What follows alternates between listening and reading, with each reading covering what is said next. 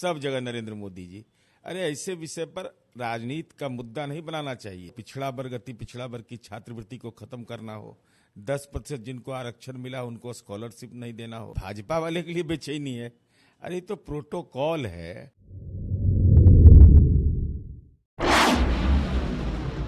लोकसभा चुनाव की तैयारी में सभी राजनीतिक दल लग चुके हैं। जेडीयू के तरफ से भी मीटिंग बुलाई गई है। मुख्यमंत्री नीतीश कुमार खुद मीटिंग में रहेंगे। हमारे साथ जेडीयू के मुख्य प्रवक्ता नीरज कुमार, उनसे जान लेते हैं। नीरज जी, किस तरह की मीटिंग होगी और क्या मैसेज देने की कोशिश?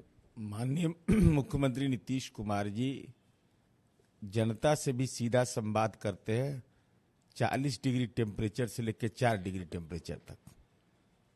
तो कार्यकर्ता तो पूंजी ही होते हैं। इसके पहले के दौर में उन्होंने विधायक, विधान पार्षद, पूर्व विधायकों से मुलाकात किया। अब पार्टी का जो और सांगठनिक आधार है, हमारे जिला अध्यक्ष है, प्रखंड अध्यक्ष है, प्रभारी है, इन लोगों से मुलाकात करेंगे। तो मुलाकात का तो 2 ही उद्देश्य होता है। एक उद्देश्य होता है हमारी पूंजी है विकास, कि अगर उस क्षेत्र के विकास का कोई योजना रहता है, कार्य योजना रहता है, वो माननीय मुख्यमंत्री जी को समर्पित होता है, उस पर विभाग कार्रवाई करती है। दूसरा जो राजनीतिक संदर्भ होता है, तो उस राजनीतिक संदर्भ की भी चर्चा होगी। क्या इसमें ये भी है कि मुख्यमंत्री जी फीडबैक लेंगे कि क्षेत्र में किस तरह से काम हो रहा है, विकास का क्या स्थिति है? बिल्कुल लेते ही हैं। वो तो सीधा संवाद है। वो तो जनता का दरबार भी लगाते हैं, क्षेत्र में भी, यात्रा में भी घूमते हैं। तो वही पूंजी है ना। ऐसा थोड़े कि मीडिया से डरते हैं। कुछ लोग मीडिया से आज तक बातें नहीं किए 9 वर्ष तक। 9 वर्ष तक के उनको मौके नहीं मिला, मीडिया सवाल नहीं पूछे। हम ही जो बोलेंगे वही बोलेंगे। चुनाव की तैयारी भी माना जाए कि चुनाव की तैयारी में? बिल्कुल। चुनाव तो स्वाभाविक है। 2024 का जब चुनाव है तो स्वाभाविक है, चुनाव तो एक महत्वपूर्ण विषय है ही। और चुनाव के साथ साथ इंडिया गठबंधन की मजबूती का भी आधार है।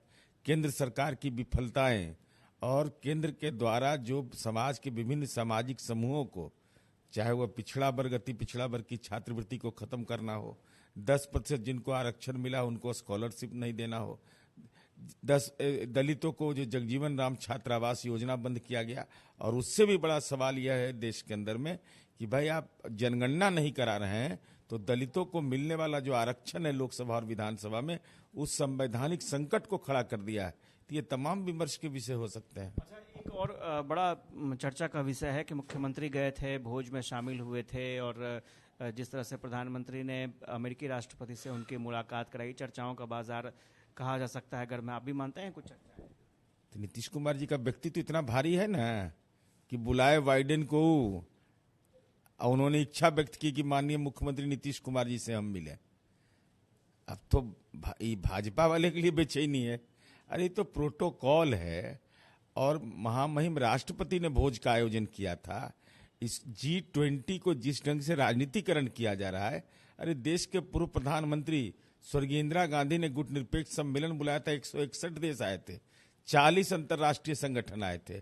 17-18 देश आया तो लग रहा है कि शौचालय से लेकर के पेट्रोल पंप तक नजर आ रहे हैं सब जगह नरेंद्र मोदी जी। अरे ऐसे विषय पर राजनीति का मुद्दा नहीं बनाना चाहिए। दुनिया के अंदर में भारत का गौरव और प्रतिष्ठा बढ़े, यह महत्वपूर्ण विषय होता है। अखिलेश सिंह कांग्रेस के प्रदेश अध्यक्ष हैं। उन्होंने कहा कि कांग्रेस के मुख्यमंत्रियों ने बहिष्कार कर दिया क्योंकि नेता विरोधी दल को बुलाया नहीं गया था। नीतीश कुमार की सोच हो सकती है।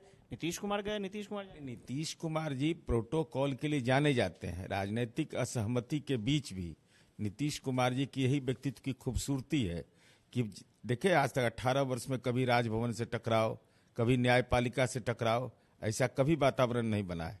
तो नीतीश कुमार जी तो गए, निमंत्रण आया महामहिम राष्ट्रपति के यहाँ से, और महामहिम राष्ट्रपति के भोज में शामिल हुए।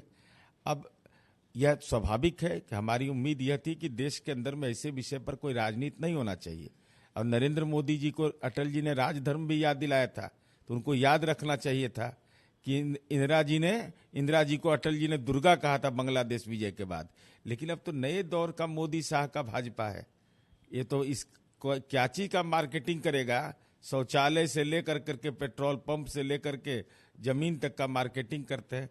तो ऐसे विषय पर राजनीति की मार्केटिंग से उनको बचना चाहिए था।